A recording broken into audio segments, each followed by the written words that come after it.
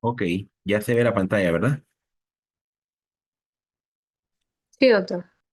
Bueno, vamos a empezar, ahí se van metiendo los otros que van llegando, para no ir perdiendo el tiempo.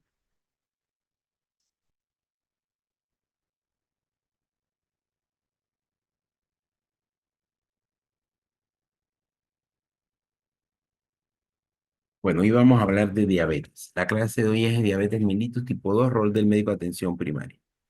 Entonces, todos los pacientes, todo el médico, la diabetes, como ustedes saben, es una enfermedad crónica muy prevalente en nuestro país. Ahí dejé de compartir.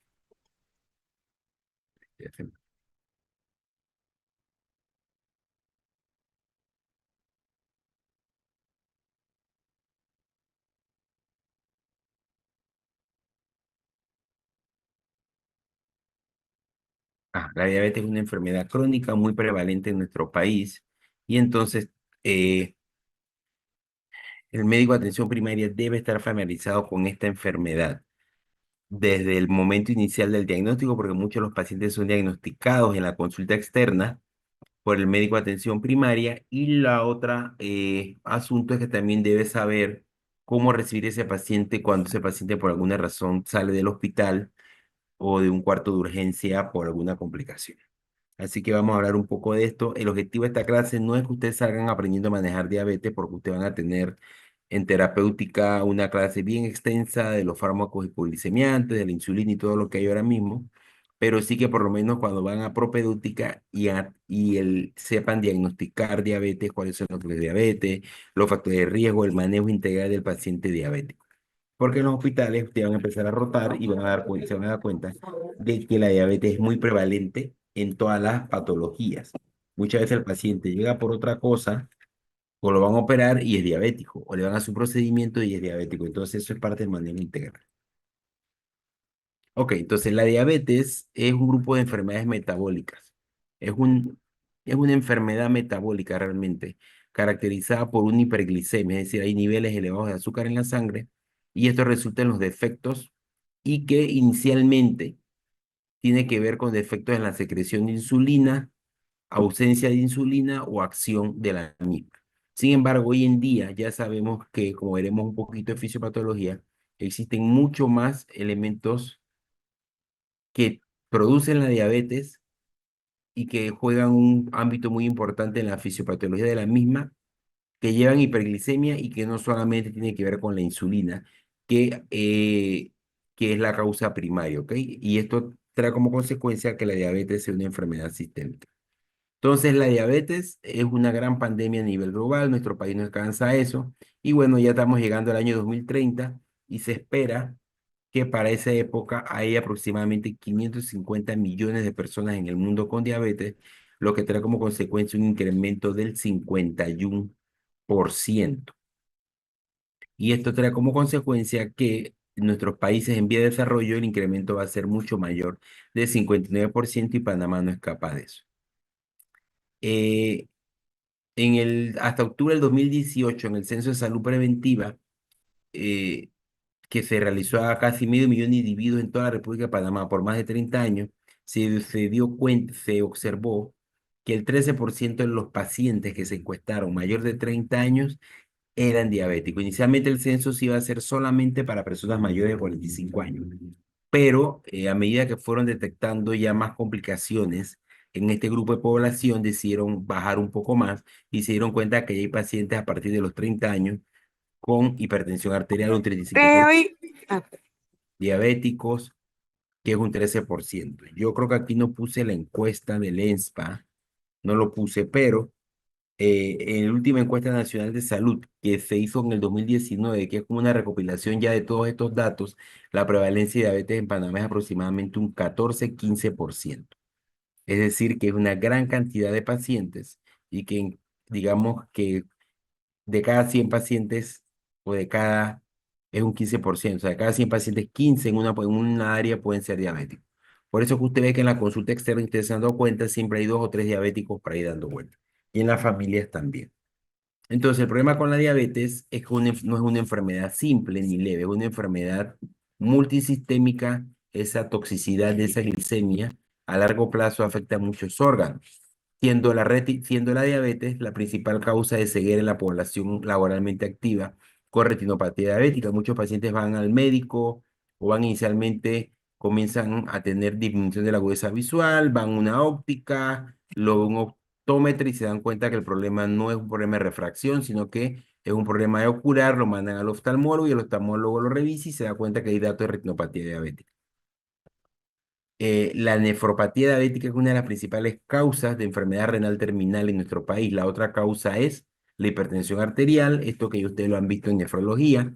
Una persona con diabetes tiene un aumento de 2 a 4 veces de mortalidad para enfermedad cardiovascular en general, incluyendo enfermedad cerebrovascular.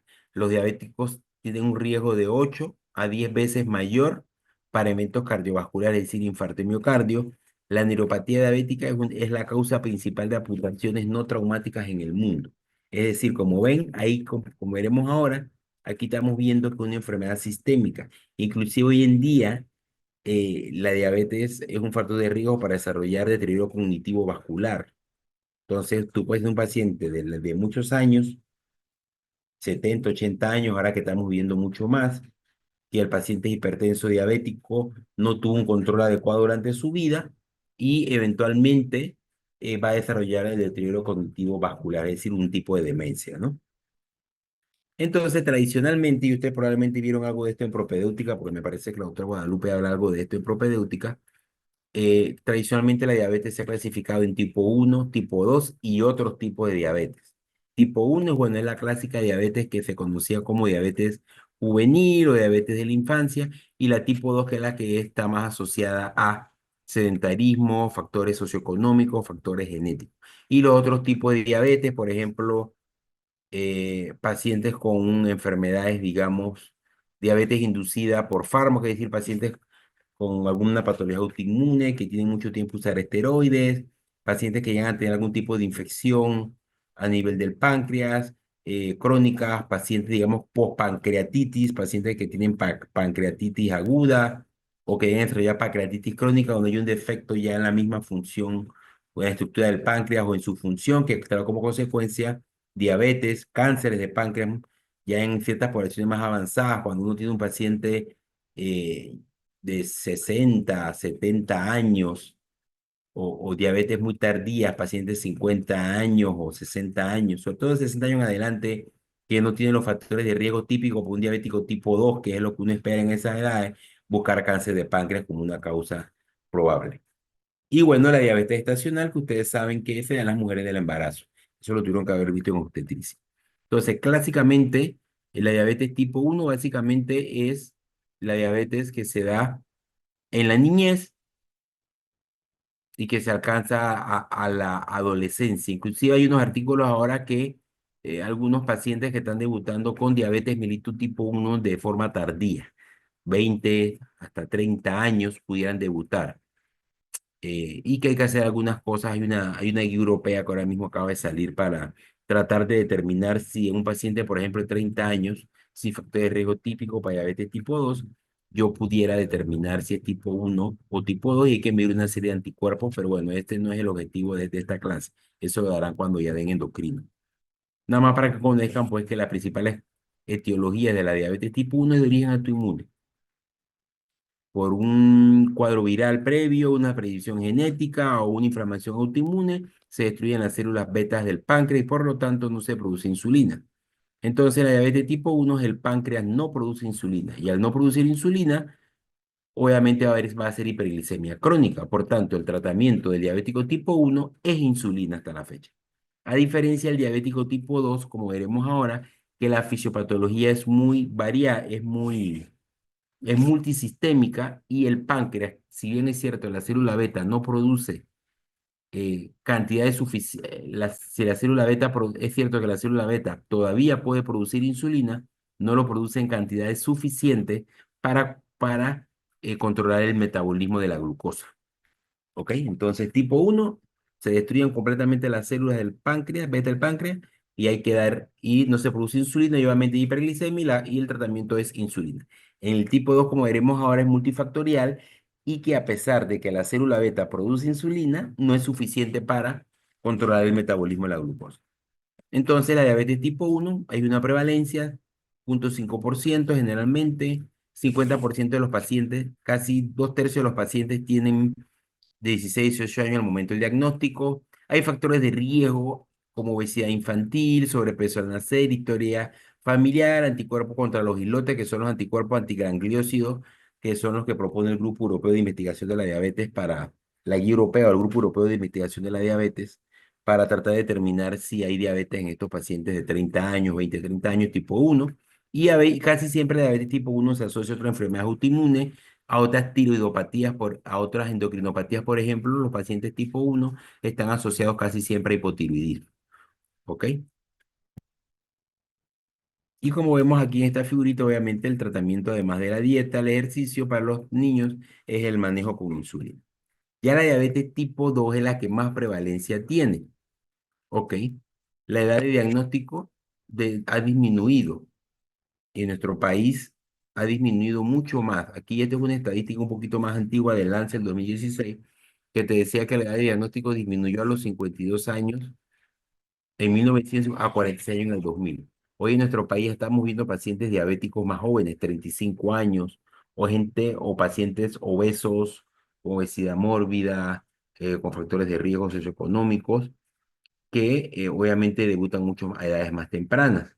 La obesidad es uno de los principales factores de riesgo y obviamente veremos otros factores de riesgo como síndrome metabólico. La mujer con diabetes gestacional puede llegar a desarrollar diabetes tipo 2.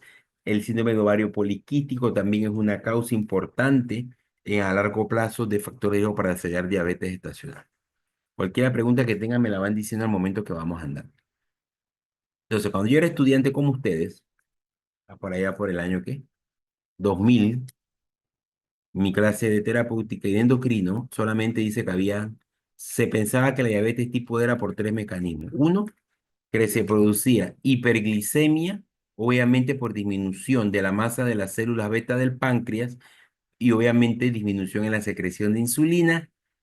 Se sabía que había un aumento de la gluconeogénesis hepática y que había una disminución de la glucosa a nivel del tejido adiposo, lo que se conoce como insulinoresistencia, es decir, la célula grasa no hay resistencia a los receptores de insulina y por lo tanto la célula grasa no permitía el metabolismo de la glucosa. Eran tres mecanismos.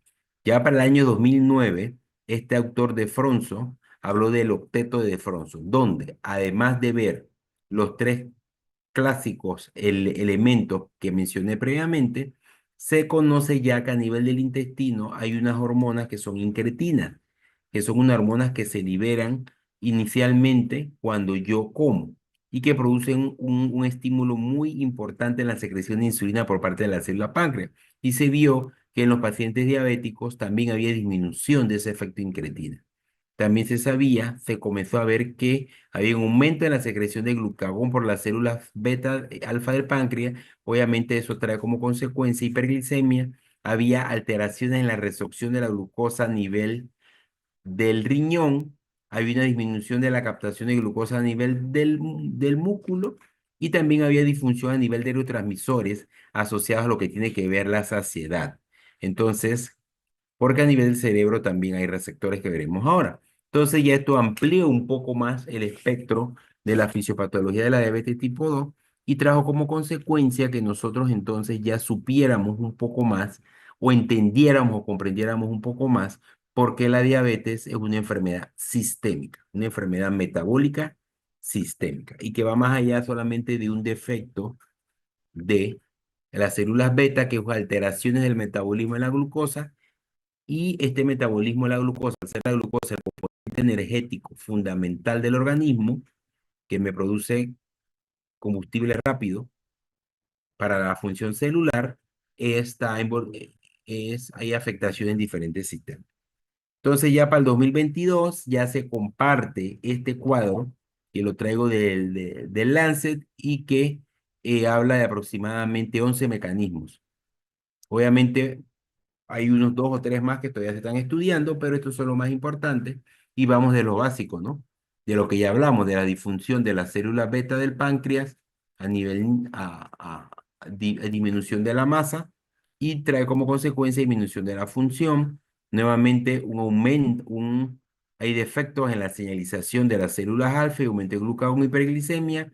De ahí pasamos entonces a la insuliniresistencia del tejido adiposo, a la insuliniresistencia a nivel disminución de de la captación de glucosa a nivel de los músculos, aumento de la gluconeogénesis, todo esto asociado a una disminución o alteración en los receptores a nivel de estos órganos que tienen que ver con la reabsorción de glucosa a nivel de cerebral,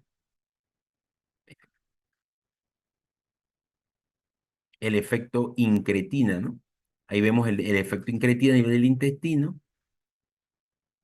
También vemos entonces acá a nivel cerebral la disminución de los receptores GLP-1 que tienen que ver con la regulación del apetito. Por eso que el Ozempic, la semaglutida, además de de potenciar este efecto incretina a nivel del intestino y disminuir aumentar la secreción de insulina de las células alfa, de las células beta del páncreas para bajar la glucosa, en pacientes no diabéticos, en pacientes diabéticos, porque realmente los análogos de GLP-1, el Ozempic, que es la semaglutida, es un medicamento que se utiliza para diabetes, pero, pero te baja de peso porque a nivel del sistema nervioso central hay receptores GLP-1, es un agonista de esos receptores GLP-1, y eso causa entonces disminución en el apetito. Entonces, el que se pone un Ozempic para bajar de peso, baja peso porque no le da hambre. Realmente disminuye el apetito y al individuo no le da hambre, al no le da hambre no come y por eso baja de peso, ¿no? También hay inflamación, también hay un componente inflamatorio crónico, también hay alteraciones en la función inmune, también hay alteraciones en el intestino, es decir, vieron que es un completo esquema Mm, metabólico muy Ahí está mi complejo, tablet y el cargador. Conecto el teléfono y mi tablet un rato para que agarres carga. muy complejo y al ser muy complejo Me vas a así tener que el acompañar a target Rocha. terapéutico que ustedes están viendo, por ejemplo, esta, esta disminución en la función de la célula beta, obviamente si no tengo célula beta que no me produce insulina, por ejemplo, yo tengo que dar insulina.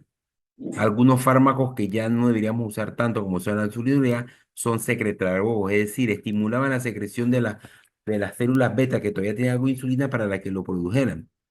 Los inhibidores de PP4 que son inhibidores de estas hormonas, porque las incretinas son degradadas a nivel tisular por una enzima que es la de PP4. Al yo inhibir esta enzima dando un medicamento, incremento el efecto de esta incretina a nivel de las células beta para que secreten un poco más insulina. Y así vemos a nivel de riñón, por ejemplo, los inhibidores del receptor de reabsorción de glucosa a nivel de riñón, que es los inhibidores de SGLT2, que entonces lo que yo produzco es una diuresis osmótica, boto azúcar y esa disminución de diuresis osmótica mejora la presión arterial, trae como consecuencias disminución de la precarga y todo lo que tiene que ver con el sistema renina-angiotensina-aldosterona, que al final es un medicamento que inició para glucosa, pero hoy en día funciona tanto para el manejo de falla cardíaca como para el manejo de enfermedad renal crónica tanto para diabéticos como para no diabéticos, evitando la progresión a enfermedad renal crónica en etapa terminal y se utiliza para pacientes que no están en diálisis, ¿no? Dependiendo de la tasa de filtración glomerular. Hasta tasas de 20-25 dependiendo del grupo. Entonces, como ven, todo este conocimiento fisiopatológico nos da targets terapéuticos.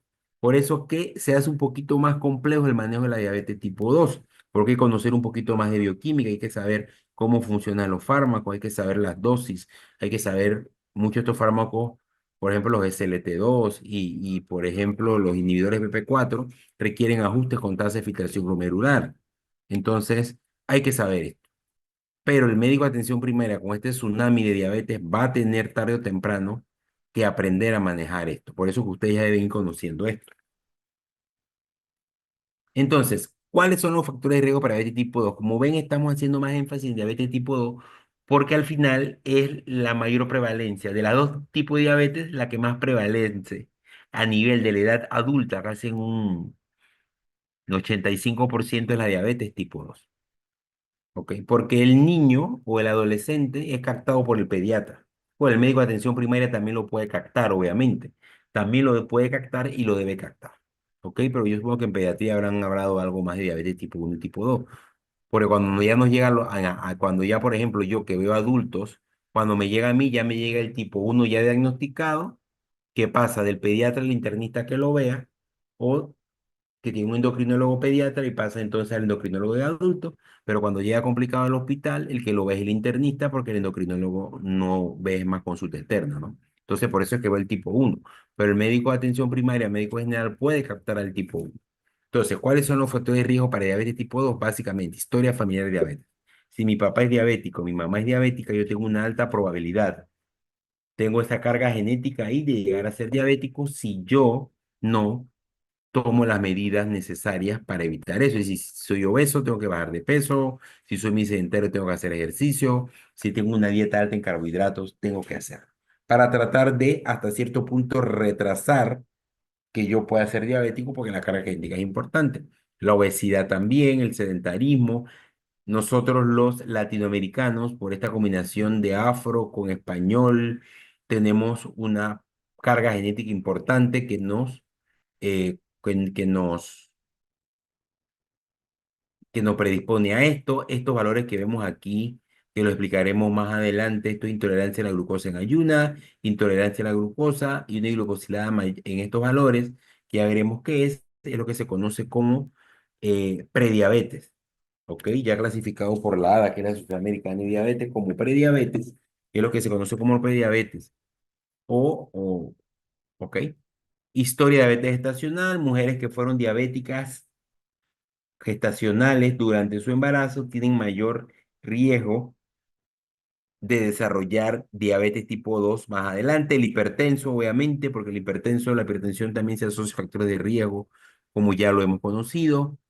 La dislipidemia, todo lo que tiene que ver con el síndrome metabólico, las personas con ovario poliquístico o estas personas que ustedes captan en la calle con esta acantosis nigricans y obviamente todo aquel que tenga enfermedad cardiovascular, un infarto de novo, un paciente con un evento vascular cerebral, un paciente con digamos, con enfermedad arterial periférica, también se asocia a estos factores de riesgo, ¿ok? Tradicionalmente en la facultad a nosotros nos enseñaban, por ejemplo, las famosas 4P, que son los síntomas de la diabetes. Muchas veces en propedéutica nos enseñaban eso, no sé si ustedes le habrán enseñado eso. O cuando uno habla de diabetes, los profesores siempre le decían a uno las 4P clásicas, que son de poliuria, polidipsia, polifagia y pérdida de peso. ¿Ok? La poliuria, obviamente, si yo tengo hiperglicemia, el umbral de reabsorción de glucosa en el riñón es hasta 180 miligramos por decilitro de glucosa en sangre. Si yo tengo más de 180 miligramos por decilitro en sangre, es decir, tengo 200, 250, 300, de una forma permanente, eso sobrepasa el umbral de reabsorción de glucosa en el riñón y voy a tener, obviamente, la glucosa, al ser un metabolito osmótico, arrastra agua del intravascular y pasa entonces el intersticial y orino más. Polidicsia, como estoy orinando más, ¿qué pasa? Estoy perdiendo agua, estoy perdiendo sol, estoy perdiendo agua libre, se altera, se dispara la LDH y comienzo a tener sed. Polifagia, obviamente, al estar en un estado de hiperglicemia crónico y que por todos los y que por toda la parte de fisiopatología que ya vimos, esa glucosa no puede entrar a mi célula. Entonces mi cuerpo interpreta que no hay combustible metabólico, entonces me da más hambre. Y la pérdida de peso porque al no tener combustible metabólico en el organismo, en la célula, entonces, ¿qué pasa? Ustedes saben eso de bioquímica, al no hay azúcar, viene entonces la formación viene la gluconeogénesis a partir con el ciclo de Cori, ¿no? Degradación de glucosa del músculo, primero voy perdiendo masa muscular, después, primero una consecuencia de perder masa muscular. Inicialmente voy perdiendo es grasa, tejido adiposo con la detoxificación de los ácidos grasos. Entonces el paciente va perdiendo peso. Pero la mayoría de las veces nosotros no vemos esto. Nosotros vemos un paciente obeso, gordito, con que come muy mal y que me llega y que se hace un examen de rutina. Ahora está muy de moda promociones de laboratorio, que por $20 te hace un pocotón de cosas y te llega con una glicemia en 150. O como me llega a mí muchas veces a la consulta, que hombres con problemas de disfunción eréctil, van donde el urólogo y el urólogo obviamente como sabe que la diabetes es una causa, le hace un urinal, una glucosa y glucosa en 200. O como me llegó un paciente la vez pasada, que era que muchacho gordito, no sé qué, había tenido una, un, una balanitis del prepucio con un hongo allí que era muy difícil de erradicar, no sé qué, fue el urólogo, le dio el medicamento y bueno, le mandó los exámenes y se dio cuenta que el muchacho era diabético. ¿Ok? O el típico paciente que te diga, doctor, no veo bien, tengo 40 años, yo no veo bien, tiene factores de riesgo, y cuando te das cuenta, obviamente, al aumentar la hiperglicemia aumenta la viscosidad del cristalino y tú comienzas a tener visión borrosa o va donde el oftalmólogo y el tipo y ve que le hace un fondo de ojo y ve que tiene retinopatía. O sea, muchos pacientes llegan por otras cosas.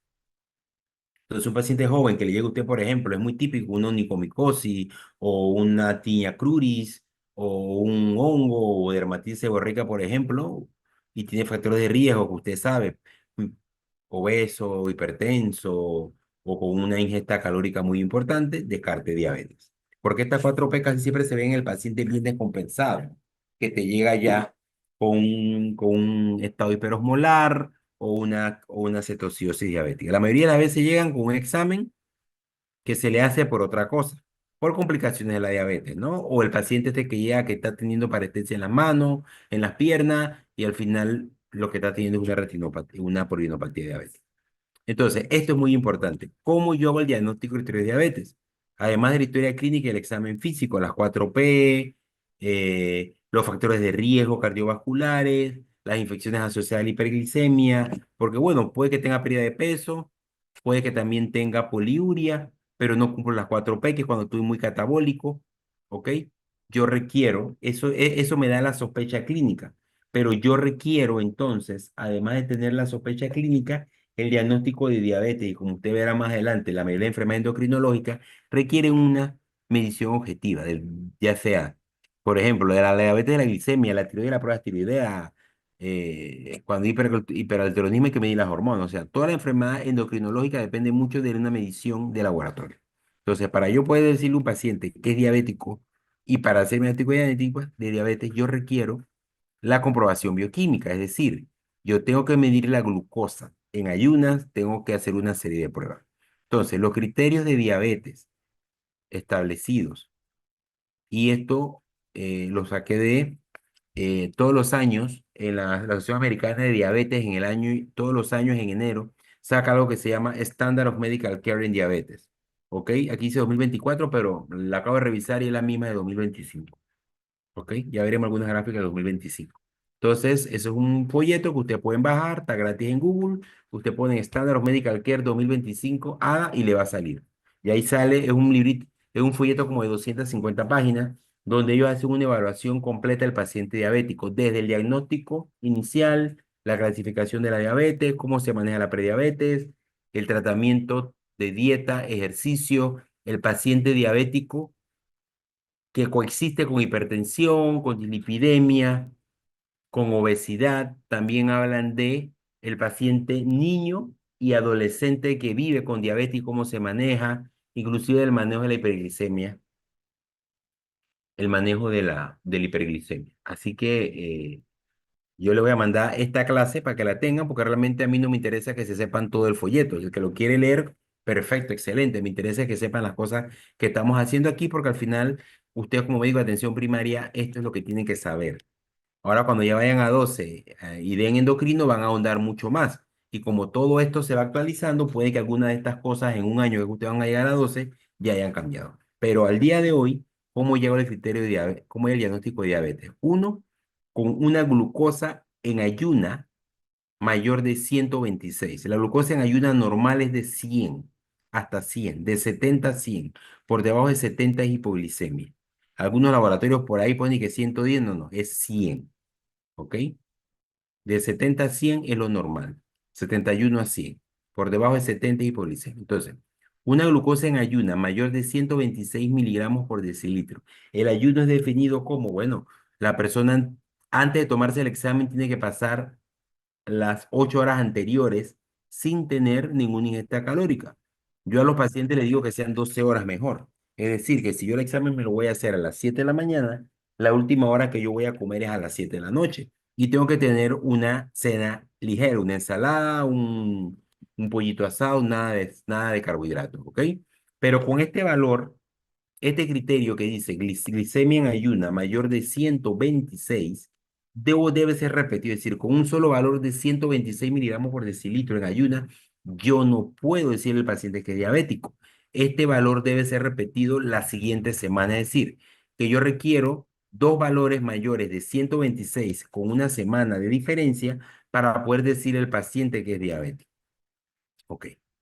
Otra forma de hacer el diagnóstico es hacer una prueba de tolerancia a la glucosa, es decir, yo al paciente en ayuna le digo que se tome 70 gramos de glucosa nidra, ¿ok?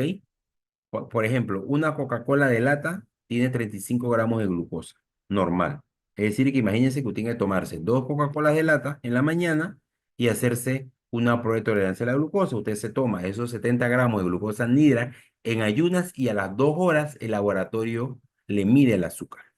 Si su glicemia 2 horas después de haberse tomado eso es mayor de 200, entonces ya yo tengo diabetes, ¿ok? Ya yo tengo diabetes. Eso, no hay duda de eso. O si adicionalmente yo me hago una hemoglobina glicosilada mayor de 6 puntos, me hago una hemoglobina glicosilada y este valor me da mayor de 6,5, ya yo soy diabético. Entonces, los tres criterios son. Y hay un cuarto. El cuarto es que cualquier paciente que ya tenga síntomas de hiperglicemia o cualquier paciente que tenga síntomas de hiperglicemia, es decir, usted tenga un cuarto de urgencia, le llega un paciente, doctor, mire que yo estoy orinando mucho, tengo pérdida de peso, tengo mucha hambre, me siento un poco débil, y usted le hace una glicemia, el tipo tiene 400 o tiene más de 200 como dice aquí, ese paciente es diabético. O un paciente que debuta con una cetoacidosis diabética o un estado hiperosmolar. En glicemia al azar mayor de 200 ya usted tiene mayor de 200 miligramos por decilitro es diabético, ¿ok? Todo paciente con glicemia al azar, es decir, que no es en ayuna, que no es con prueba de tolerancia a la glucosa, es en el día, mayor de 200 con síntomas clásicos de diabetes, ya se considera que es un diagnóstico de diabetes. O que debute con un estado hiperosmolar o con una cetosis diabética que era la crisis preglicémica. Entonces, estos son los criterios de diabetes. En la práctica, ¿cómo hacemos? Ya la hemoglobina glicosilada. La hemoglobina glicosilada es un producto, ya como veremos más adelante, es una medición que me permite a mí saber cómo ha estado mi glicemia en los últimos 3 meses. Entonces, en la práctica clínica, ¿qué hacemos? Si a mí me llega un paciente a la consulta o que yo sospecho que puede tener diabetes y me llega con una glicemia de 126, 128, 130, yo puedo, además de pedir la otra glicemia semanal, le pido la hemoglobina glicosilada por ahí mismo, porque así sé realmente si ese paciente me cumple, además del criterio de 126, me cumple el criterio de más 6,5, porque más de 6,5 es diabetes. Y así me da un promedio de más o menos cómo ese paciente ha estado. Ok, ya la prueba de tolerancia a la glucosa prácticamente no se usa porque eso es muy engorroso, solo se usa cuando hay algún tipo de incongruencia entre los exámenes. Ok, entonces, ¿estamos claros en eso? Bueno, seguimos. El otro asunto es que son las categorías de incremento de riesgo de diabetes. Esta categoría de incremento de riesgo de diabetes es lo que nosotros llamamos como prediabetes. Prediabetes.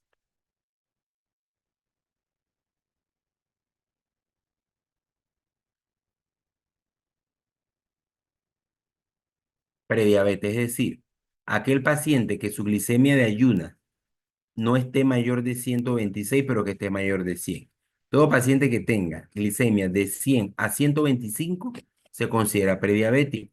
Todo paciente que tenga una prueba de tolerancia a la glucosa no entre 140 y 199 se considera prediabético.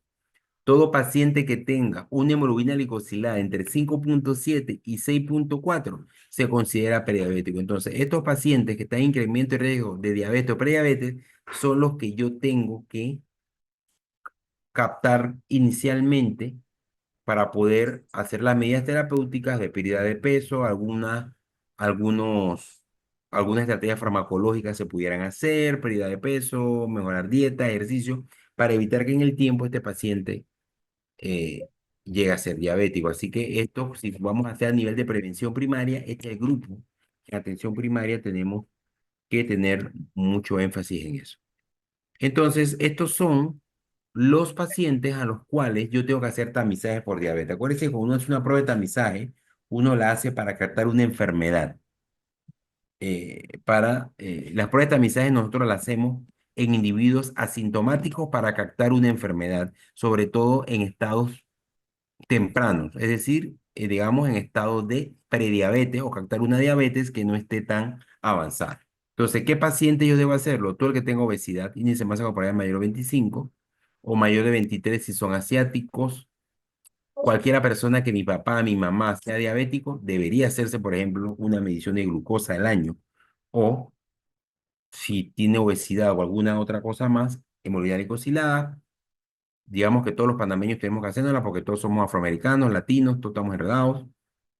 Los, todo aquel que tenga historia de enfermedad cardiovascular, medio de un infarto, medio de un stroke o hipertenso, si tengo dislipidemia, mujeres con ovario de poliquístico, todo el que es obeso, que no hace ejercicio, debe hacérselo, y algunas condiciones asociadas con resistencia a la insulina, como la obesidad, la cetosis níquida.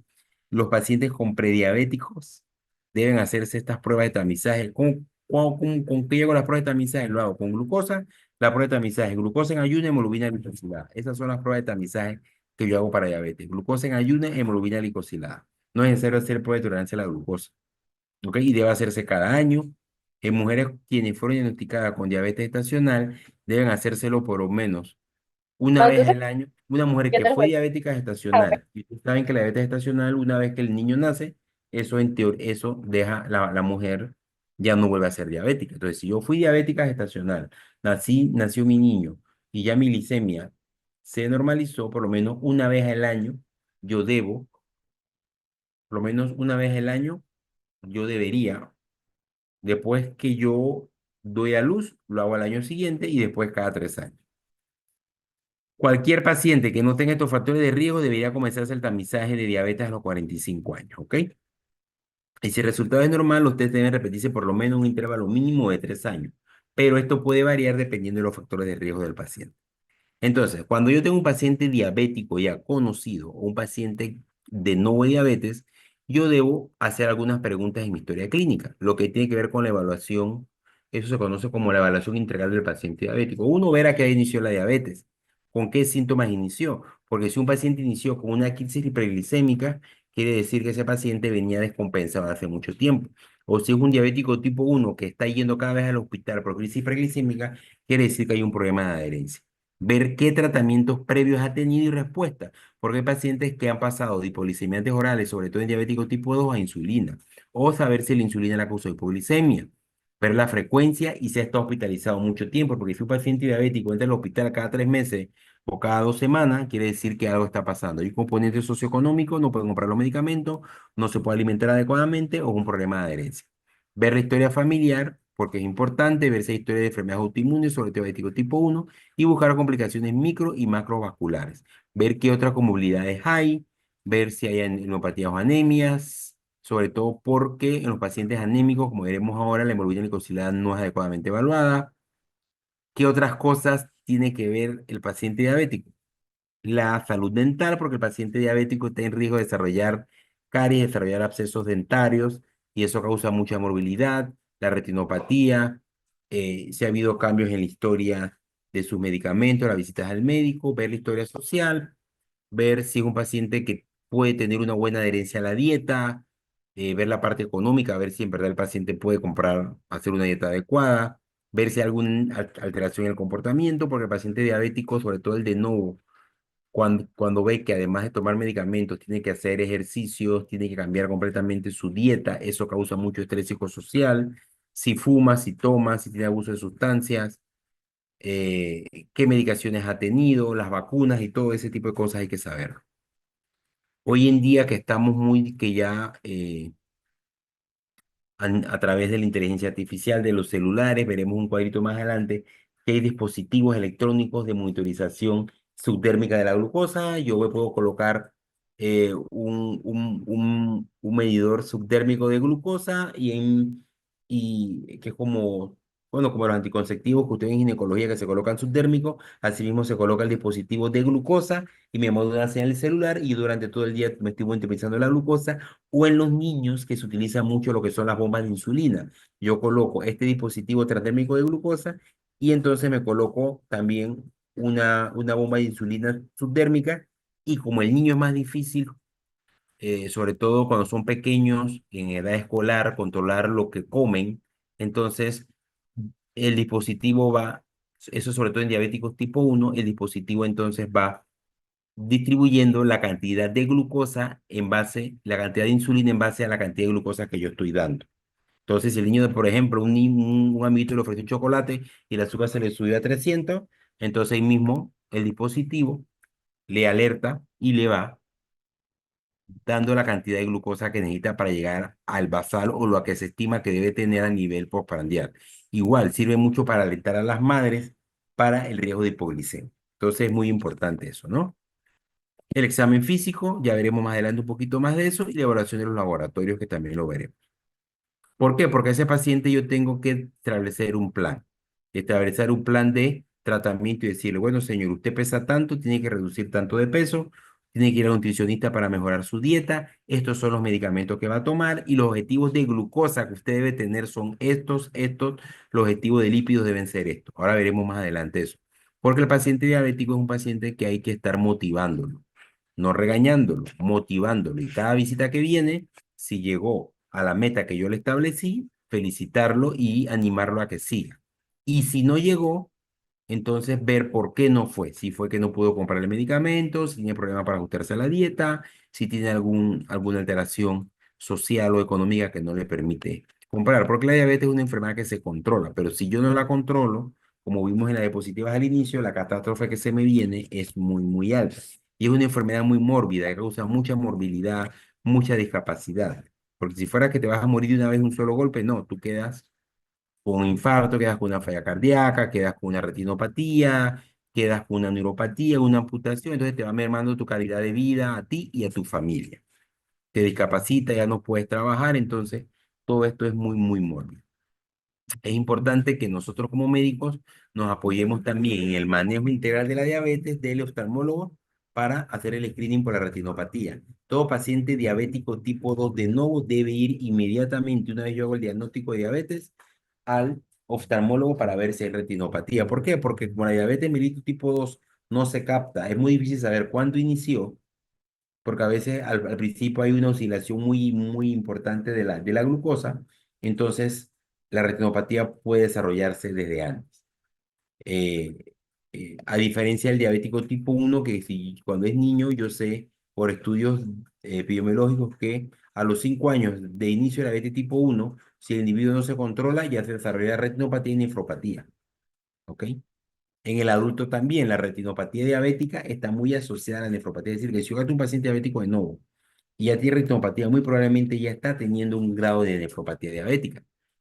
Ok, supongo que en nefrología habrán dado los estados de nefropatía diabética y en los primeros estados, el estado de hiperfiltración, que no necesariamente yo voy a tener alteraciones en la creatinina, pero sí voy a tener tasas de filtraciones un poco elevadas que me habla de que hay un estado de hiperfiltración. Yo debo también en mujeres que son diabéticas, tengo que dar consejos en cuanto a eh, el, el, la- el consejo en cuanto a lo que es la reproducción, el que si va a tener hijos, porque obviamente una mujer diabética, si va a tener hijos, tiene más riesgo, y también por los medicamentos que está utilizando. Todos los pacientes diabéticos deben ir a un nutricionista. Nosotros en la facultad no damos tanta nutrición. Usted sabe que tiene que ser dieta baja en carbohidratos, baja en grasa, sin azúcares simples, pero usted no sabe formular una dieta. Entonces usted tiene que mandar a ese diabético a una nutricionista para que le haga un plan dietético. No decirle nada más no comas dulce porque eso no funciona.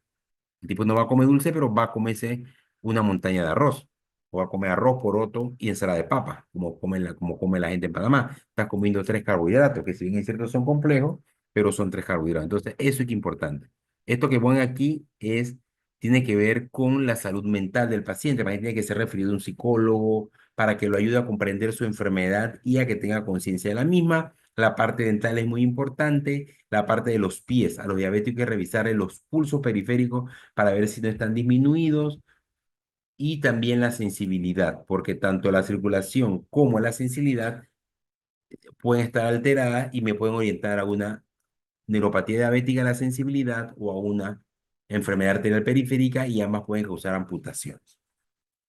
Entonces, esto que estamos viendo aquí es un ejemplo que le estoy poniendo yo solamente lo que tiene que ver con los monitoreos de glucosa, ¿no? Entonces, aquí el monitoreo de glucosa te dice el celular tu rango de glucosa, en qué porcentaje estuvo alto, qué porcentaje estuvo bajo, qué porcentaje estuvo muy bajo y ahí tú vas ajustando, ¿no? Y aquí se va viendo la curva de cómo tú vas viendo. Eso lo ves en el celular, lo ves en apps que ya vienen diseñadas.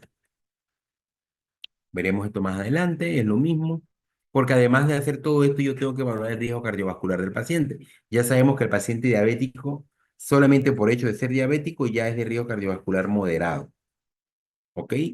Y una de las estrategias que yo espero que lo hayan dado con la doctora que se lo haya dado la doctora Batista es el uso de estatinas en estos pacientes. El paciente diabético hace riesgo cardiovascular moderado ya tiene que usar estatina a una dosis de moderada intensidad. Ya si ese paciente diabético ha hecho un stroke o ha hecho un infarto, ya es un paciente de alto riesgo. Entonces ya la intensidad de estatina tiene que ser de alta intensidad.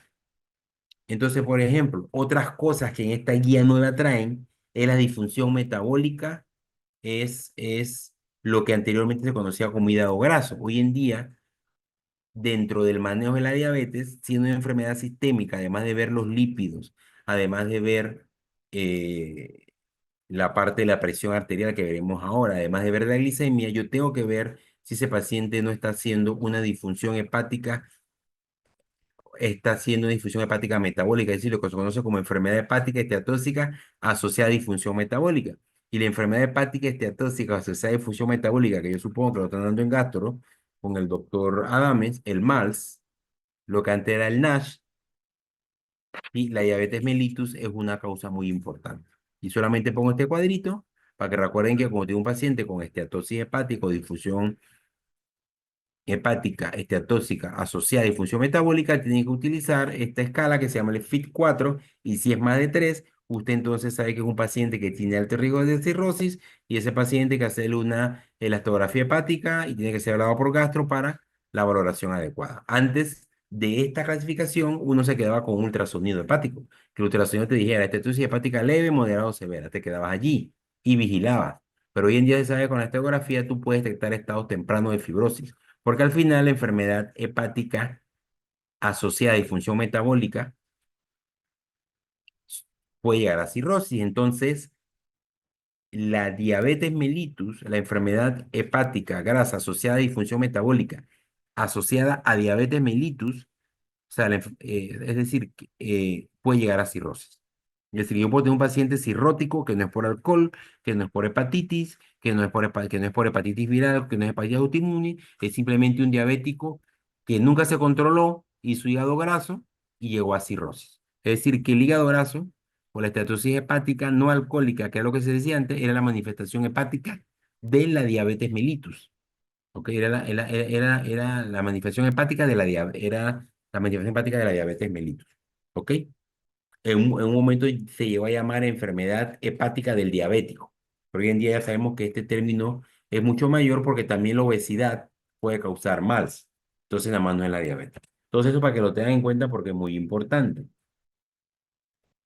Entonces, otro punto importante que hay que ver, que vemos en este cuadro, es que el manejo de la diabetes va mucho más allá que solamente controlar la glicemia. Eso requiere, al ser la diabetes una enfermedad metabólica, yo tengo que controlar muchos factores. Primero, que yo diagnostico diabetes, yo tengo que hacer un plan de tratamiento. El plan de tratamiento incluye control. Además del control metabólico, que es la glucosa, debe tener un control de lípidos, debe tener un control de patología renal, un control de enfermedad metabólica, es decir, el diabetes hay que verlo de manera integral, de enfermedad cardiovascular. Entonces yo tengo que revisar y coordinar con el paciente un plan. Decirle, señor, mire, vamos a hacer esto para ayudarlo. Porque nada que tú digas al paciente, tiene que hacer esto, si el paciente no lo hace. Por ejemplo, a mí me pasa mucho que pacientes que llegan con indicación de insulina, no se la quieren poner. Y llegan catabólicos, llegan con glicemias altas, y glicosiladas en 15, muy catabólicos, que esos pacientes la única forma de poder llegar a la hemostasis nuevamente de la glucosa es con insulina y simplemente no se la quieren poner. Lo ves una vez y no vuelven más. ¿Ok? Entonces, hay que hacer las cosas que hay que hacer, no hay que complacer al paciente. Porque si tú le pones hipoglicemia oral a ese paciente no va a mejorar, se te vas a complicar. Entonces, debes hablar con el paciente. Por eso que la consulta del paciente diabético es un poco más, demora un poco más, porque tú no solamente vas a decirle, señor, tómese esto, tienes que hablar de la dieta, del ejercicio, de la prevención de la enfermedad renal, de la retinopatía, es una consulta un poco más integral. Entonces, yo tengo que revisar y manejar el plan, estar de acuerdo con el paciente. Yo debo ver las características del paciente, ¿ok? Dónde vive, qué acceso a los servicios de salud tengan, su condición socioeconómica, por ejemplo, qué otras condiciones clínicas tiene. Por ejemplo, porque si es una persona que es ciega, que no vive con nadie y es diabético, ¿cómo se va a poner la insulina si la necesita, no? ¿Ok? Yo tengo que ver cómo hago para ver quién lo puede ayudar, por ejemplo. Esa parte social es muy importante, porque siempre la parte social y hoy en día tiene mucho más eh, eh, impacto en las decisiones y en el cuidado de la salud del paciente. Porque al final, que yo reviso y estoy de acuerdo con el manejo del plan, valoro los puntos y las críticas del paciente, considero factores específicos que pueden impactar el tratamiento, comparto las decisiones con el paciente, hago un plan específico e inteligente con el paciente, implemento el plan y monitoreo todo lo que estoy haciendo después. El objetivo de todo eso es que yo pueda prevenir las complicaciones. Porque al final lo que mata al diabético es la complicación, es la enfermedad cardiovascular, es la enfermedad renal crónica en diálisis y todas sus complicaciones, es el infarto, es el stroke, es la falla cardíaca. Es decir, es hiperglicemia crónica a largo plazo, me lleva a la muerte del paciente. Y optimizar la calidad de vida, porque un paciente diabético bien controlado es un paciente que vive bien y vive mucho y sano. Entonces, repasando historia clínica, siempre buscar factores cardiovasculares asociados. Si un paciente que ya ha estado muy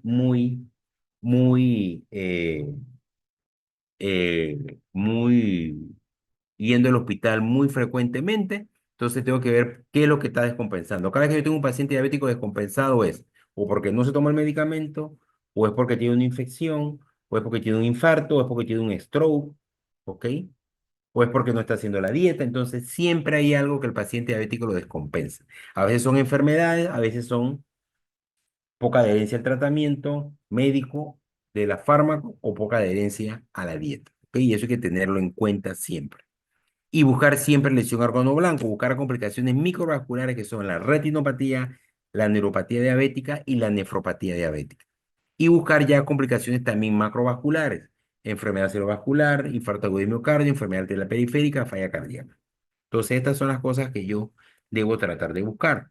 Exámenes de laboratorio, como ya hablamos, glicemia en ayuno, hemoglobina glicosilada, prueba de función renal, urinálisis, siempre el urinálisis, buscando la microalbuminuria y el perfil lipídico importante para ver lo, eh, perfil lipídico que es importante entonces para ver los lípidos, porque los lípidos hay que manejarlos. Ya sabemos que el paciente diabético requiere estatina porque es requiere estatina aunque sea de moderada o baja intensidad, independientemente de los lípidos, porque la hiperglicemia crónica también afecta el metabolismo de los lípidos.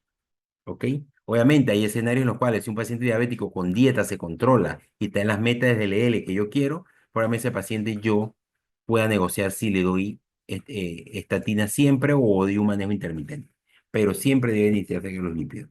Y obviamente estudios complementarios de gabinete. Si hay datos de enfermedad renal, tengo que hacer ultrasonido renal. Si hay datos de enfermedad cardiovascular, debo enviar a un cardiólogo para hacer estudios de gabinete de cardiología y así sucesivamente. Entonces, ¿qué es la hemoglobina glicosilada famosa? Bueno, la hemoglobina glicosilada no es más que una determinación cuantitativa del porcentaje de hemoglobina que se encuentra irreversiblemente unida a los productos avanzados de glicosilación enzimática de las proteínas de la membrana del eritrocito. Es decir, el azúcar que se le pega a la membrana del eritrocito. ¿Por qué se mide cada 3 meses? Porque la vida en el eritrocito es 3 meses. Entonces, todo el azúcar que se va pegando en esa membrana del eritrocito y que es el azúcar, no solamente a nivel, es el azúcar durante el nivel de glicemia durante todo el día, en ayunas postprandiales, es lo que permite a mí saber si un paciente está bien controlado. Pues los pacientes diabéticos son vivos, muchos de ellos no hacen dieta, no hacen ejercicio, pero cuando van al médico los días previos a la cita, 1 o 2 semanas, comienzan con régimen. Entonces, la insulina en ayuna es más susceptible a hacer cambios rápidos, digamos, en tratamiento, pero la glicosilada es la que demora más. Entonces me llega un paciente diabético con 150 y resulta, doctor, estoy bien controlado y con el pie de glicosilada está en 10. Es decir, esa persona no está bien controlada. Lo agarraste en la trampa, ¿no? Y dependiendo del valor de hemoglobina glicosilada, así mismo yo tengo una estimación de cómo ha estado su glicemia durante todo este periodo. Por ejemplo, un paciente que me llega con 10 glicosiladas, yo sé que mínimo está manejando glicemias media plasmáticas de 240. Entonces, ahí te das cuenta. Entonces, ¿cuándo enviar la hemoglobina glicosilada? Bueno, como método diagnóstico inicial, además de la glucosa en ayunas, si un paciente diabético no tiene un valor previo en los últimos 3 meses y me va a ver, yo tengo que pedírsela para ver cómo está. Si un paciente diabético tiene control glicémico estable, por lo menos 2 veces al año, dice la guía, que yo debería pedirlo. Pero tradicionalmente la consulta de los pacientes diabéticos es cada 3 o 4 meses, así que cada vez que va nosotros se la pedimos. Y el paciente que no cumpla las metas de control diabético y yo le hago un ajuste en el tratamiento, para la siguiente cita yo debo pedir una glucosilada, además el glicemia en ayuna, que es lo que me va a permitir a mí estar seguro. Chuleta, se ha ido la mitad del salón, ¿ah? Bueno, nada más hay 30 personas. Pero bueno, ustedes son adultos y sabrán lo que hacen. Entonces, los componentes esenciales, ya vimos que, uno, valoración, el riesgo y las complicaciones de diabetes, valorar el riesgo cardiovascular, los factores de riesgo a 10 años, parar, buscar la enfermedad renal si ya la tiene y estadiarla como ustedes saben, valorar por retinopatía, valorar por neuropatía, valorar por enfermedad hepática asociada a diabetes, buscando las metas de glicosilada, glucosa en ayuda, que veremos cuáles son ahora, el perfil de lípido, la meta de hipertensión, el manejo y los goles de actividad física y el cuidado de los diabetes, el plan terapéutico con los fármacos, con la modificación en el estilo de vida y referir a los especialistas que me van a ayudar, al oftalmólogo, al podólogo si tengo alguno, o si el paciente ya tiene un pie diabético, referirlo a un especialista, un cirujano especialista en pediabético, al dentista que me vea la parte de la boca, al cardiólogo que tiene enfermedad cardiovascular, al nefrólogo, es decir, un manejo interdisciplinario. Porque el tratamiento de la diabetes, que lo vamos a hablar de una manera bien general, porque el objetivo de la clase no es este, es que usted debe saber que hoy en día el paciente diabético con dieta y ejercicio no se cura. La dieta y el ejercicio, ya se han hecho estudios, hay un estudio que se llama el estudio ACOR, que se hizo en los años finales del 90 al 2000, donde se veía cómo incidía solamente la diabetes, en el manejo de la diabetes, cómo incidía la dieta y el ejercicio. Y se vio que si bien es cierto, la dieta y el ejercicio contribuyen en cierto grado a disminuir la hiperglicemia, al final no inciden por sí solos en la mortalidad. Eso no quiere, es decir, que la dieta y el ejercicio son un pilar fundamental y se vio que los pacientes con dieta y ejercicio, pero que además tenían fármacos, les iba mejor en el tiempo. ¿Por qué la dieta? Porque los pacientes que tenían dieta y ejercicio eran dos grupos, pacientes con dieta, ejercicio y fármaco, y se vigilaba y se le dio a estos pacientes, a un grupo, se le dio una dieta intensiva y un ejercicio intensivo. Entonces, estos pacientes que hacían dieta intensiva y ejercicio intensivo más los fármacos le iba mejor. Pero aquel paciente que hacía una dieta normal y no hacía ejercicio, pero tenía los fármacos, le iba peor. ¿Qué quiere decir? Que si bien es cierto, solamente la dieta y el ejercicio no te van a ayudar a controlar las complicaciones, sí son ayudantes importantes. Porque si un paciente diabético no come azúcar y hace ejercicio, entonces usted probablemente no tenga que subir dosis de fármaco y se va a controlar mucho mejor. Entonces, el tratamiento farmacológico, cosas a considerar. Uno, considerar la eficacia del fármaco, el riesgo de hipoglicemia, el impacto en el peso corporal, efectos adversos, y hoy en día en Panamá es muy importante en todas las sociedades el costo de los medicamentos, la posibilidad que los puedas conseguir y la preferencia del paciente. El régimen de tratamiento farmacológico debe evaluarse cada 3 a 6 meses y ajustarlo según necesidad. La metformina hoy en día se considera el fármaco, es uno de los componentes del fármaco de primera línea, pero no quiere decir que todos los pacientes van a empezar con metformina. Hay muchos pacientes que empiezan con insulina porque están muy descompensados. El mensaje es que hoy en día la terapia de diabetes es combinada. Y ya muy pocos pacientes diabéticos están con un solo fármaco. Casi siempre tienen 2 o 3 fármacos, sobre los diabéticos tipo 2, porque saben que el tipo 1 es insulina sola, no hay más nada para eso. Pero el tipo 2, la combinación de 2 o 3 fármacos ha demostrado que disminuye la mortalidad, disminuye la hiperglicemia y disminuye la adherencia al tratamiento. ¿Por qué? Porque como vieron la fisiopatología, hay muchos targets. Entonces yo debo atacar varios targets para poder tener un control. Y si la hemoglobina glucosilada está más de 1,5 del objetivo deseado, es decir, si yo no logro que esa hemoglobina glucosilada baje, yo probablemente tengo que iniciar una terapia mayor. Entonces, esto lo van a ver mejor en endocrino, lo van a ver mejor en medicina, en terapéutica, pero esto es la guía de manejo de diabetes tipo 2 de LADA. Todos los pacientes tienen que hacer modificaciones en el estilo de vida, es decir, dieta y ejercicio. Educar al paciente y ver si hay algún determinante social de la salud, pobreza, alguna enfermedad mental, poco trabajo que esté afectando al paciente que no puede llevar su tratamiento y ver la manera como lo podemos ayudar. Y lo importante hoy es que el gol, además de controlar la hiperglicemia, es controlar la enfermedad cardiovascular y renal.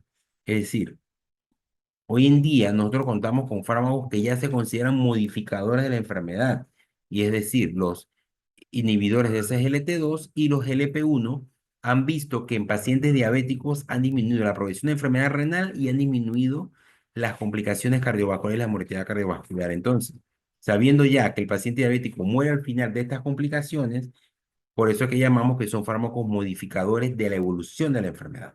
Entonces, yo no voy a andar mucho en esto, pero todo paciente que tenga enfermedad renal puede usar. Todo paciente que tenga riesgo cardiovascular debería tener dentro del arsenal de manejo de diabetes un GLP-1 o un SGLT2. Y si tiene enfermedad cardiovascular y si tiene enfermedad renal crónica, ya sea puede usar un GLP-1 o un inhibidor de SGLT2 dependiendo de la tasa de filtración glomerular. Y si además es diabético y tiene falla cardíaca, debería usar un SGLT2. Entonces es importante que lo conecten. Obviamente también el paciente diabético muchas veces no llega a las metas y tenemos que usar insulina. Para que sepan que la insulina también es necesaria. A veces la empezamos de primero, dependiendo de la evolución de la presentación clínica del paciente, su glucosilada, a veces vamos escalando. Todos estos fármacos nuevos nos han permitido mejorar el manejo del paciente diabético. Porque antes nada más teníamos insulina y metformina y sulfonylurea. Entonces era muy limitado el manejo. Y había pacientes que probablemente se beneficiaban de estos fármacos modificadores de la enfermedad. Entonces es importante que lo tengamos en cuenta. Otro punto importante es que, como ya hablamos, la reducción en las complicaciones de la diabetes incluye control glicémico, como lo vemos aquí, la reducción en las complicaciones de la diabetes son cuatro pilares. Uno, el control glicémico, el control de la presión arterial, el manejo de los lípidos y la enfermedad cardiovascular. Control glicémico ya veremos la meta. Control de la presión ya veremos. El manejo de los lípidos también lo vemos y ya sabemos los agentes para el manejo del control de la enfermedad cardiovascular y la enfermedad renal, como son los SLT2 y los inhibidores de LP1 estos últimos son inyectables, que todo paciente que ya tenga enfermedad renal, enfermedad cardiovascular y falla cardíaca debería tener dentro de su arsenal de fármaco de control glicémico uno de los dos. Porque al final yo tengo que, y todo esto con una base de las modificaciones en el estilo de vida y la educación del paciente. Entonces, básicamente, las recomendaciones para el manejo de la presión es que todo paciente diabético debería tener en promedio si todo paciente diabético, ustedes saben, que tenga o no tenga albuminuria, el fármaco recomendado para el manejo del paciente diabético para su presión es un IECA o un ARA2, porque disminuye la progresión de enfermedad renal y más aún si ya el paciente tiene albuminuria, con más razón. Inclusive, si ya el paciente tiene albuminuria y ya está tomando un IECA o ARA2, yo puedo agregar un SGLT2 dentro del manejo de la diabetes y me va a ayudar. Los goles de tratamiento generalmente 140-90. Si el paciente ya tiene albuminuria, entonces yo espero que el paciente esté por debajo de 130-80 en términos generales. Este es más o menos un esquema de cuánto iniciar. Si tiene 130-80 y menos de 150-90, un solo agente. Si ya tiene más de 150-90, iniciar terapia dual. ¿Ok? Y si no tiene albuminuria, yo inicio un IECA o ARA2. Si tiene albuminuria, yo inicio un IECA o ARA2, pero aquí también tiene que ir SLT2. ¿Ok? Y vamos viendo, ¿no? La otra cosa es el manejo de los lípidos. Ya yo sé que todo paciente que tenga 20 a 39 años de edad, considerar, ya yo sé el manejo de los lípidos, ¿ok? Esto es una forma general. pero nosotros ya nos estamos situando en el paciente diabético. El paciente que es diabético ya debe usar una estatina de moderada intensidad. Y si ya tiene factor de riesgo cardiovascular, entonces yo tengo que eh, usar una estatina de alta intensidad. Si tiene 45 años de edad, usar moderada estatina, usar una estatina de moderada intensidad en aquellos sin factores de riesgo. Y el gol de LDL de un paciente diabético debe ser menos de 70. ¿Ok? Menos de 70. Si ya tiene enfermedad cardiovascular, si ya le dio un infarto, si ya le dio un stroke, si ya tiene enfermedad arterial periférica, debe ser menos de 50. Eso es pregunta de examen. Si ya tiene paciente diabético con enfermedad cardiovascular establecida, el gol de LDL, utilizando estatinas de alta intensidad, que es lo que este paciente tiene que usar, es menos de 50. Un paciente diabético que no tiene enfermedad cardiovascular debe utilizar estatinas de moderada intensidad y su gol de LDL o valor de LDL que estoy buscando es menos de 70. Aquí vemos cuáles son las estatinas de intensidad: atorvastatina, estas dosis de 40-80, y rosuvastatina, dosis de 20-40, y estas son de moderada intensidad. Por lo menos en el Seguro Social ya sacamos la simvastatina y estamos teniendo rosuvastatina, porque la dosis de simvastatina que dábamos antes en el Seguro Social se nos quedaba corta, quedaba hasta moderada intensidad. Ya con la rosuvastatina yo puedo llegar a alta intensidad. El otro punto es que estos pacientes diabéticos también yo pudiera usar antiplaquetarios, pero los antiplaquetarios como la aspirina para prevención, eh, la aspirina en los pacientes diabéticos está recomendado como clase 1A para prevención secundaria en pacientes que ya tienen enfermedad cardiovascular. Es decir, ya yo soy diabético y me dio un stroke, tengo que usar aspirina. Ya yo soy diabético y me dio un infarto, tengo que usar aspirina. Para prevención primaria, antes se decía que todo el paciente diabético debería usar aspirina, pero hoy en día se sabe que el hecho de ser diabético nada más, si no tiene enfermedad cardiovascular, de por sí solo no es una indicación para usar aspirina. Tú puedes usar aspirina en prevención primaria en aquellos pacientes tipo 2 que tengan factores de riesgo cardiovascular, es decir, pacientes que tengan historia familiar de enfermedad cardiovascular prematura, que además sean hipertensos, no controlados, que además sean dislipidémicos, que fumen, que sean albuminúricos o que tengan, o que tengan eh, albuminuria, por ejemplo, es decir, que tengan factores de riesgo asociados, pero no es un sine qua non que por ser diabético eh, tengo que darle aspirina, no, porque se ha visto que hay mayor riesgo de sangrado, ¿no? Pero si cumple estas condiciones, sí. Entonces, ¿cómo yo sé que mi paciente diabético está bien controlado? Bueno, yo tengo metas, así como tengo metas de LDL colesterol, así como y colesterol total menos de 200 siempre, y triglicéridos menos de 150, HDL lo más alto que se pueda, ¿no? Y la presión, ya di los targets de presión, ya di los targets de colesterol, la glucosa. Un paciente diabético bien controlado debe tener glucosa en ayunas de 80 a 130 y glucosa postprandial, es decir, 2 horas después que como, menos de 180. Y la glicosilada, en la mayoría de los escenarios, pacientes joven, en la mayoría de los escenarios menos de 7. Ya veremos en cuáles escenarios yo soy un poco más flexible y eso tiene que ver con la expectativa de vida y la edad del paciente. Pero un paciente joven, con buena calidad de vida, menos de 75 años, que no sea frágil, que no tenga mayores comorbilidades, yo debo tratar de que esté en estos valores de glicemia. ¿Por qué? Porque al tener estos valores de glicemia prevengo complicaciones. Hay que tener cuidado con la hipoglicemia. La hipoglicemia es más peligrosa que la hiperglicemia porque la hipoglicemia mata. Hay diferentes niveles, nada más para que sepan: glucosa menos de 70 es una hipoglicemia nivel 1, ya menos de 54 es nivel 2 y ya severa es cuando el paciente queda en coma, ¿ok? Queda en coma. Entonces la hipoglicemia, y eso hay que tenerlo cuando manejamos fármacos. Solo para que lo tengan en mente porque ustedes en terapéutica van a saber cuáles de estos fármacos dan hipoglicemia, cuáles no dan. Y la insulina, que siempre hay riesgo de hipoglicemia. Entonces, ya para prevención primaria terminando, entonces ya vimos los pacientes con prediabetes. Yo debo tener un programa de reducción de peso, no más, si puedo, más de mínimo 7% en un año, incrementar la actividad física a 150 minutos a la semana, enviar a ese paciente a una nutricionista para una dieta reductora de peso, una dieta baja en carbohidratos, sin carbohidratos simples, que son los chocolates, las azúcares, las galletas, toda la burundanga, y restringir un poco los carbohidratos completos, bajos en grasas, mayores en proteínas y buscar siempre factor cardiovascular. Como ya señalamos, esto que pongo aquí es todo lo que tiene que hacer un nutricionista, nada más para que vean, ya tiene que ver el balance energético, la cantidad de carbohidratos, las proteínas, el ingesto de dieta de grasas, cómo se suplementan los micronutrientes. Entonces, eso en la facultad nosotros no lo damos, así que hay que usar a la nutricionista que para eso estudia. Y también el paciente diabético tiene que tener inmunizaciones, porque el paciente diabético, la hiperglicemia, como ya vimos, causa alteraciones en la inmunidad.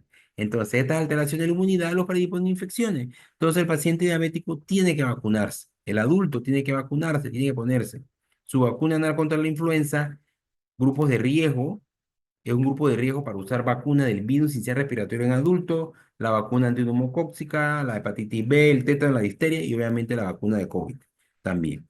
Estas son las vacunas mínimas que debe tener un paciente diabético. Y bueno, ya si el paciente es diabético, pero ya hizo un infarto, ya hizo un stroke, entonces yo voy a la prevención secundaria de que ya tengo una enfermedad y no quiero que me progrese. ¿Ok?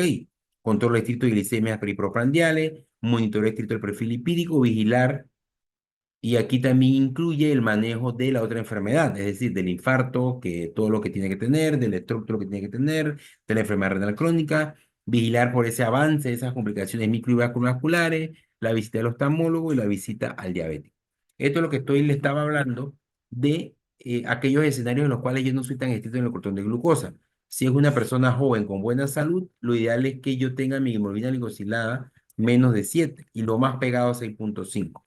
Ya para pacientes eh, adultos sanos, es decir, una persona de 75, adultos mayores, 75 años, 80 años, que esté sano, que tenga una buena funcionabilidad, que no es un paciente que está encamado, que esté muy frágil, que usa silla de ruedas o que tenga una enfermedad muy consuntiva, yo puedo tener valores hasta 7,5, inclusive hasta 8. Ya si el paciente es más frágil, ya yo prácticamente voy teniendo glicemias menores. Por ejemplo, yo tengo un paciente que tiene o 90 años y el señor es diabético toda su vida, está en silla de ruedas, ya fue amputado, tiene pie diabético, el señor casi no ve. Yo no voy a esperar que ese señor me tenga una glicemia de 7,5 porque donde ya yo me lo tire más para allá, voy a tener riesgo de hipoglicemia. Entonces yo tengo que ver qué glicemia valor, ¿ok? O sea, ahí viene la parte del juicio clínico, ¿ok? Del juicio clínico. Y entonces ustedes ya saben los criterios de microalbuminuria, que es otra parte que hay que ver y hay que tener en cuenta: diabetes con microalbuminuria, enfermedad renal. Siempre, siempre chequear eso. Ustedes eso ya lo dieron en nefrología, así que yo no voy a hablar de eso. Y bueno, hasta aquí alguna pregunta, algún comentario, alguna duda, o estamos bastante claros.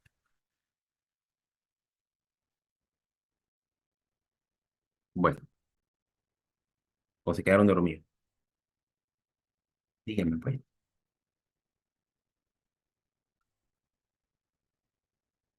Sí, doctora, porque usted es idónea y la idoneidad que le dan a usted de sello, cuando usted se gradúa, termine el internado y usted es idóneo, usted tiene un registro, usted es idónea para mandar todos los medicamentos que usted pueda mandar. Obviamente, usted tiene que estar segura de la dosis, de los efectos adversos y en qué paciente lo puede mandar. Pero usted lo puede mandar, no hay ningún problema.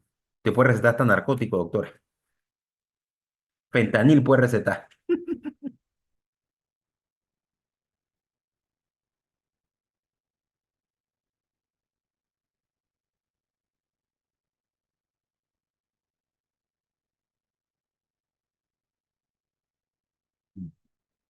Bueno, mire, la mayoría de los pacientes, ok.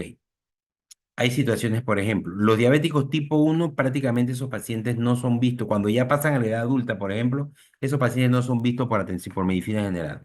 Esos pacientes se ven con el familiar o se ven con el endocrinólogo, que son poquitos, por eso que los endocrinólogos ven los pacientes diabéticos cada 6 meses, porque en Panamá creo que hay 20 endocrinólogos es mucho, o lo ve el internista, que somos un poco más. ¿Ok?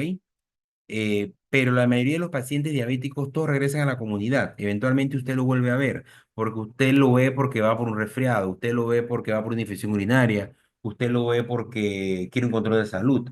Entonces usted ahí igual le va a ver la glucosa.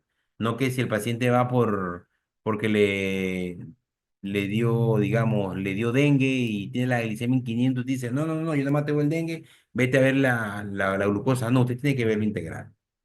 Inclusive hay médicos generales entrenados para manejar insulina.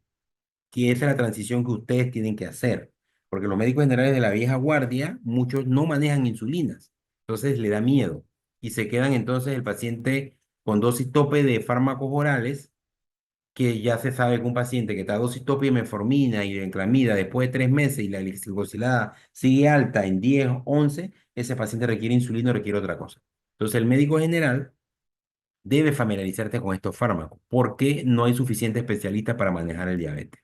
Es como el hipertenso. El hipertenso lo tiene que ver todo el médico de atención primaria. Estas son enfermedades que, si bien es cierto, pueden llegar a ser complejas, el peso del manejo va a ser el médico general porque es el médico que más disponible está. ¿Ok? Obviamente, usted detecta en un cuarto de urgencia una cetosis diabética, usted no va a manejar eso. Eso no le compete. Pero cuando ese paciente regresa compensado, probablemente eventualmente se lo van a regresar a usted.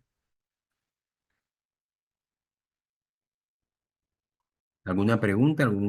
¿Algo más? Bueno, si no hay más nada, yo le estaré enviando la clase ahora mismo a su correo. Me confirman entonces lo del examen, ¿ok? Gracias, Ya usted doctor. empieza en rotaciones en esta semana que viene, ¿verdad? Correcto. Sí, ¿verdad? Es que no le escucho bien. Sí, sí, correcto. Esta semana empezamos rotación. Esta semana. Ah, bueno, esperemos que no se prenda el país, pues. Dele, muchachos, cuídense, pues. Nos Doctor, vemos en el quinto piso, a lo que les toque hola, por ahí. doctor, ¿me Dígame. escucha? Sí, Sí, es que quería ver si nos podía volver a explicar un poquito lo del trabajo final que teníamos que hacer. la doctora López le dio la clase a la pregunta pico, ¿no? Sí. Bueno, el trabajo final es que usted va a seleccionar de su rotación, ya sea por medicina interna, por reumatología, por cirugía. ¿Qué más rotan? Derma Derma, sí, y gineco. también. En el pase de visita vino algún paciente, por ejemplo, usted está rotando ginecología y usted le queda la duda si, ejemplo, el uso de anticonceptivos orales para el manejo del síndrome posmenopáusico climatérico. Si Ujú. disminuye los calores, si disminuye el bochorno y toda esa cosa. Porque usted fue a rotar con un médico general, un ginecólogo, un centro de salud y mandó este y este. Entonces usted hace su pregunta pico.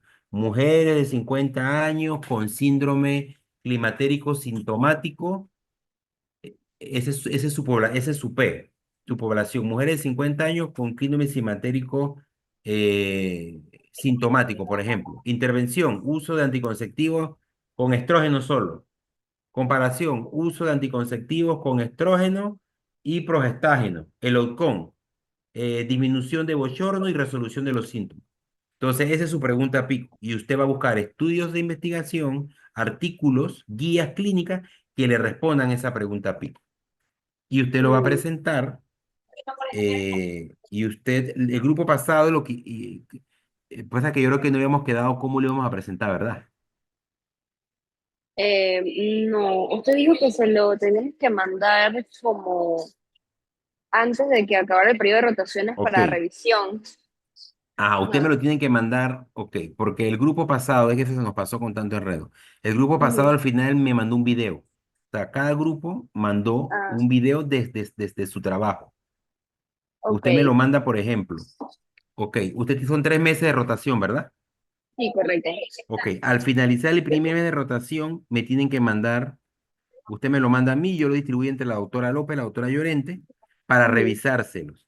De tal forma que si hay algo que corregir, usted lo corrige. Y después que usted lo corrige, que se lo mandamos, a más tardar 2 semanas después que se lo mandamos, que en teoría eso debería ser máximo la tercera semana del segundo mes de rotación, usted lo corrige y lo graba. Se graban presentándolo. Me lo Ok. mandan como un video. Ajá, pero nos reunimos en un Zoom y lo grabamos, más o menos. Cada grupo se reúne en un Zoom y lo graba y lo subimos. Y ese es el trabajo final. Pero ya con las Ok, correcciones, porque la idea es que ustedes salgan bien. Pero si no me lo claro. mandan a tiempo, o sea, sacan la nota que sacan. Porque hay grupos que No, no lo no, hacen, claro. sino que se enredan y al final me lo mandan. Entonces digo, el objetivo es que ustedes salgan bien, ¿no? Claro, entiendo, doctor. Ok, muchas gracias. Dele, pues entonces quedamos pendientes del examen, ¿ah? Me avisa. Sí, doctor, Es este mismo Zoom, así que nos conectaríamos el lunes a las 7. sea, por ahora que sí lo van a hacer el lunes a las 7 entonces. sí, la verdad es que preferimos Ah, bueno, hacerlo entonces yo le voy a el mandar esto lunes. para que vayan El, estudiando, pues. Dele, sí, muchas gracias, doctor. dele, pues, está bien. Hasta Gracias. luego. Bye. Hasta Gracias, luego. doctor. Bueno.